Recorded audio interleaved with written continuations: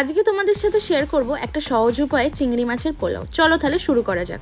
প্রথমে আমি চিংড়ি মাছের মধ্যে একটু নুন, কিছুটা কাশ্মীরি লঙ্কার গুঁড়ো আর কিছুটা লেবুর রস দিয়ে ভালো করে মেখে নিয়েছি।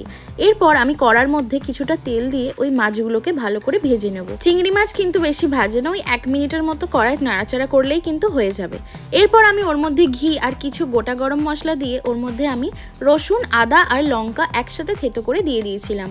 তার উপরে দিয়ে দিয়েছি কিছুটা পেঁয়াজ এবং টমেটো। এরপর ওর মধ্যে কিছুটা নুন, হলুদ গুঁড়ো, কাশ্মীরি লঙ্কার গুঁড়ো, জিরে গুঁড়ো, ধনে গুঁড়ো দিয়ে ভালো করে নাড়াচাড়া করে ওর মধ্যে একটু জল দিয়ে ভালো করে কষে নেব।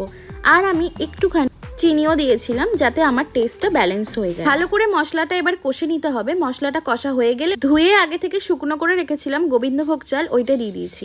এরপর একটু ভেজে নিই, ওর মধ্যে কিছুটা গরম মশলা আর চিংড়ি মাছগুলো দিয়ে গরম জল দিয়ে দিতে হবে। রেশিওটা তোমরা নিশ্চয়ই জানো, 1 কাপ চাল দিলে 2 কাপ জল দিতে হবে।